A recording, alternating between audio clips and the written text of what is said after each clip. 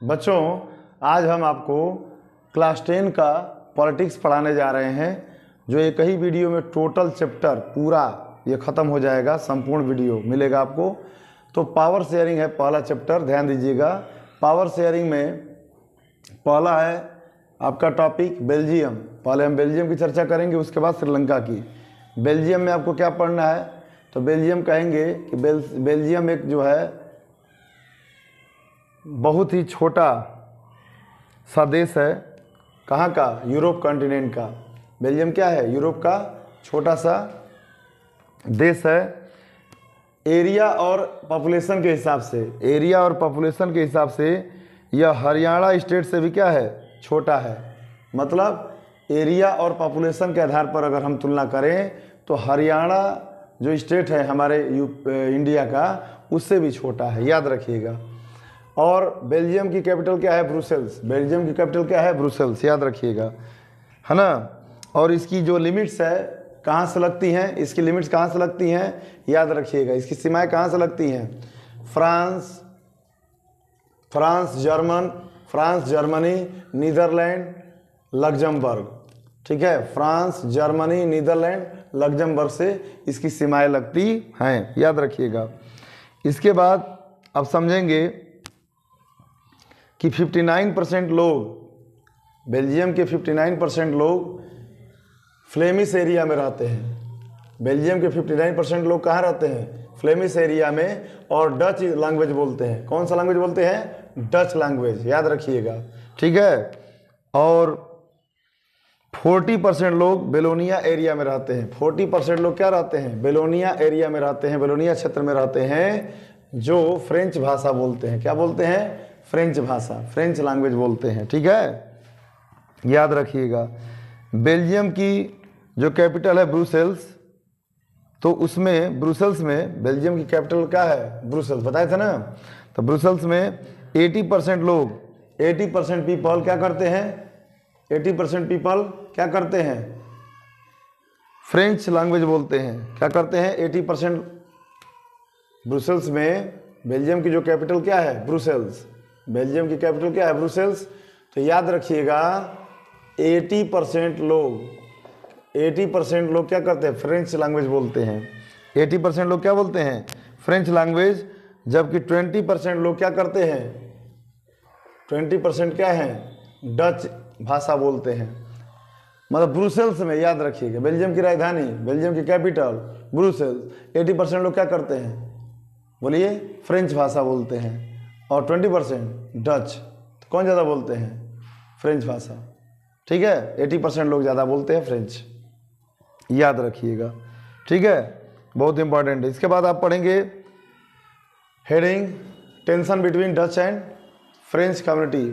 Tension between मतलब Dutch और French community के बीच में तनाव क्यों हुआ, टेंशन क्यों हुआ, आइए जानते हैं। तो कहेंगे ब्रुसेल्स में जो फ्रेंच पीपल थे, French speaking people Dutch speaking people की अपेक्षा काफ़ी प्रॉस्परस और पावरफुल थे, याद रखिएगा, याद रहेगा। मतलब ब्रुसेल्स में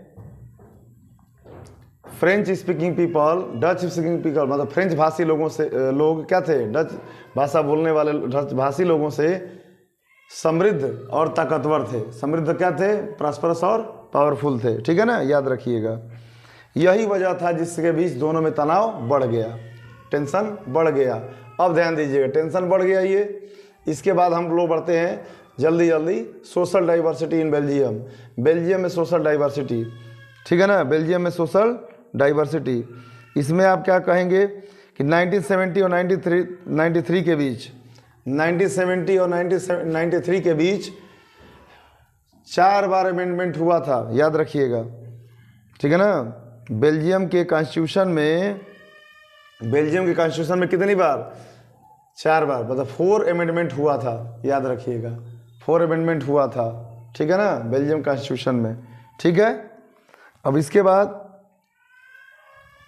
क्या हुआ कि सेंट्रल गवर्नमेंट में डच स्पीकिंग पीपल और फ्रेंच स्पीकिंग पीपल दोनों की संख्या क्या थी? समान थी।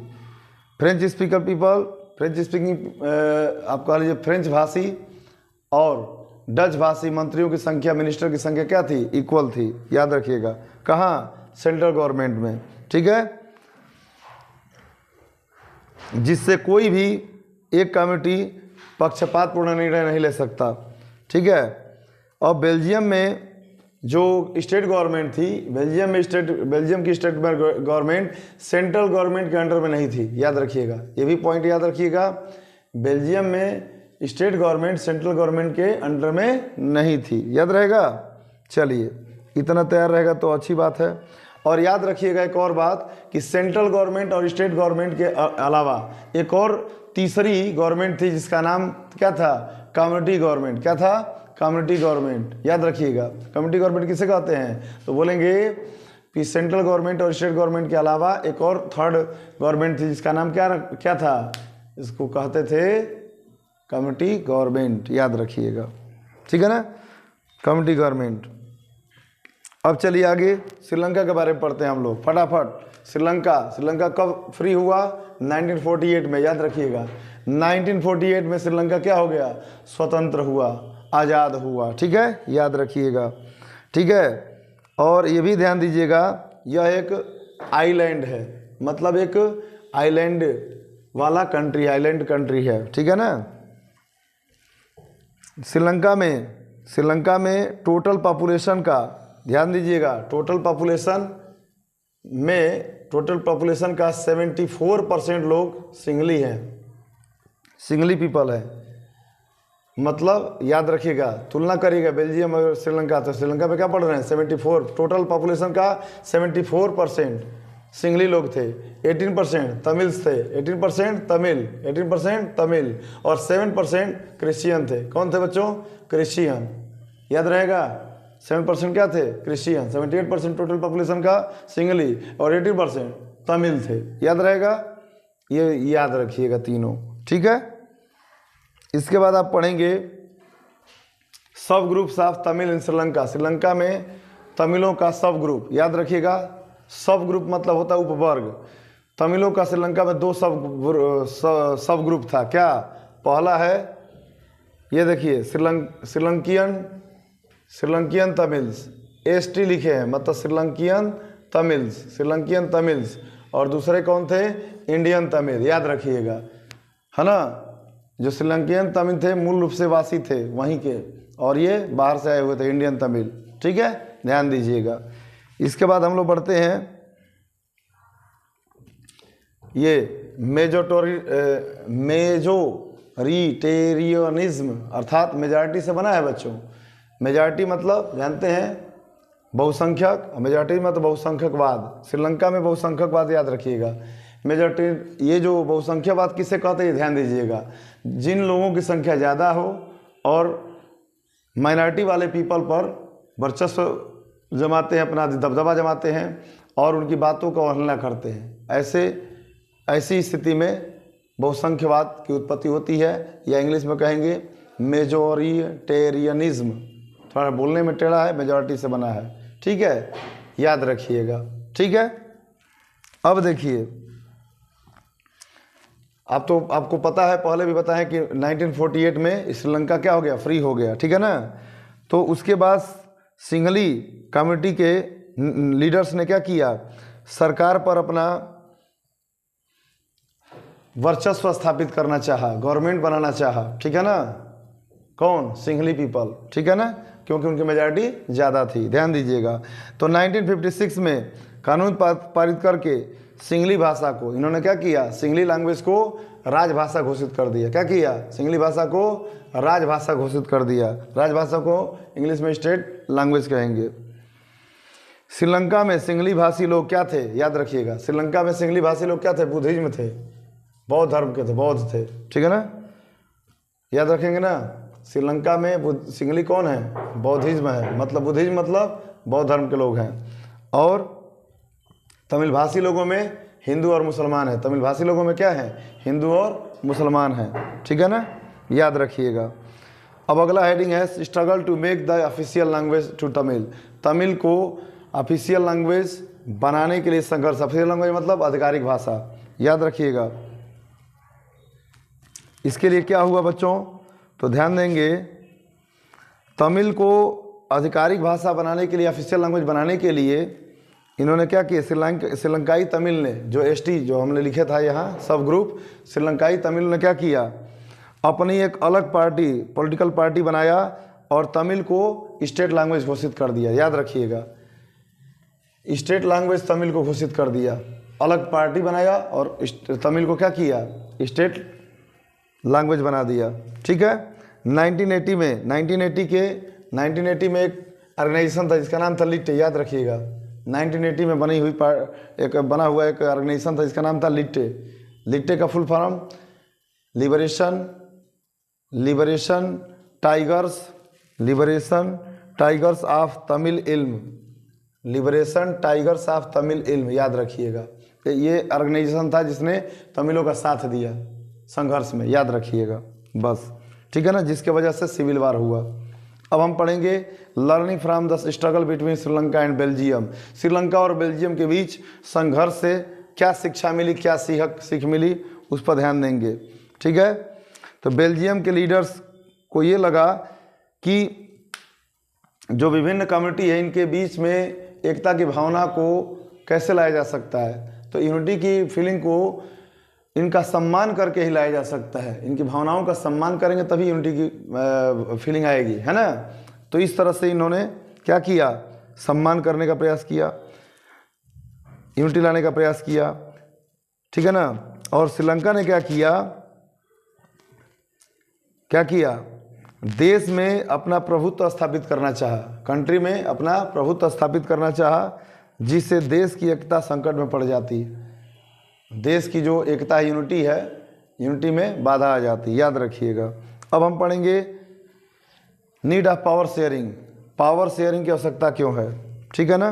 तो याद रखिएगा, इसका दो तर्क है, एक होता है सिस्टमेटिक रीजन, दूसरा होता है मोरल रीजन। सिस्टमेटिक रीजन मतलब युक्तिपूर्ण तर्क और दूसरा है नैतिकपूर्ण तर्क। ये ध्यान दीजिएगा, मोस्ट इंपॉर्टेंट है। पहला हम बता रहे हैं आपको, ये सिस्टमेटिक रीजन किस बात पर बल देता है कि पावर शेयरिंग से बेहतर रिजल्ट निकलते हैं। पावर शेयरिंग से क्या, ये क्या बताता है, सिस्टमेटिक रीजन क्या बताता है, बताइए किस बात पर बल देता है, पूछा जाएगा एग्जाम में तो क्या बताएंगे, कहेंगे कि ये पावर शेयरिंग से क्या मिलता है, पावर शेयरिंग से बेहतर रिजल्ट मिलते हैं और पावर शेयरिंग अच्छा है, ये इसका मानना है। ठीक है, आगे देखिए। और ये क्या कह रहा है, ये तर्क मोरल रीजन से क्या मिलता है, किस बात पर बल देता है कि पावर शेयरिंग का जो वर्क होता है काफ़ी वैल्यूएबल होता है।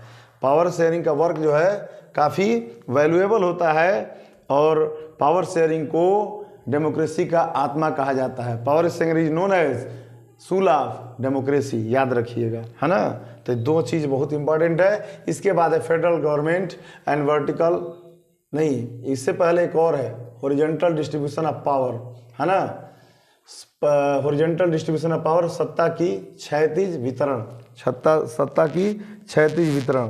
क्षैतिज वितरण से क्या होता है, तो विभिन्न जो डिफरेंट रिसोर्सेज के बीच में पावर का संतुलन बनाए रखना, बैलेंस को बनाए रखना, ये हॉरिजॉन्टल डिस्ट्रीब्यूशन ऑफ पावर है। ठीक है ना। उसके बाद आप पढ़ेंगे federal government and vertical distribution of power. Federal government तो प्राय फेडरल गवर्नमेंट पूरे देश के लिए कहा जाता है, लेकिन हमारे यहाँ इंडिया में सेंट्रल गवर्नमेंट, फेडरल गवर्नमेंट को ही सेंट्रल गवर्नमेंट कहते हैं। याद रखिएगा, फेडरल गवर्नमेंट को क्या बोलते हैं, सेंट्रल गवर्नमेंट। याद रहेगा ना। वर्टिकल जैसे ये होता है हॉरिजॉन्टल, ये होता है वर्टिकल। तो वर्टिकल में क्या आता है बच्चों, तो वर्टिकल में आप समझेंगे कि वर्टिकल में बहुत से ऐसे देश हैं जहाँ पे राज्य सरकार नहीं होती है, बहुत से ऐसे जो कंट्री हैं जहाँ पे स्टेट गवर्नमेंट होती ही नहीं है। याद रखेंगे ना। तो सरकारों गवर्नमेंट के बीच पावर शेयरिंग विभिन्न स्तरों पर किया जाता है। जैसे संपूर्ण देश के लिए सामान्य सरकार, संपूर्ण देश के लिए एक जनरल गवर्नमेंट, और प्रांत स्तर पर या क्षेत्र स्तर पर विभिन्न अलग अलग सरकार होती है। इसके बाद आप पढ़ेंगे क्या, इसके बाद आप पढ़ेंगे ये कोलिशन गवर्नमेंट। कोलिशन गवर्नमेंट क्या होता है बच्चों, फटाफट आपको बता दे रहे हैं। दो या दो से अधिक पार्टियां मिलकर है ना, इलेक्शन करती हैं और एक नया गवर्नमेंट बनाती हैं, ठीक है ना। कोलिशन, कोलिशन मतलब गठबंधन, मिलकर।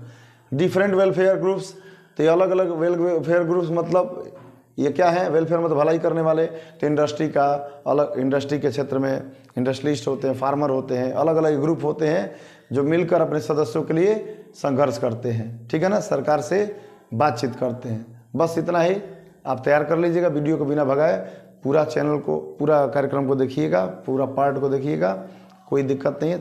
और जहाँ डाउट हो कमेंट बॉक्स में लिखिएगा। Thank you.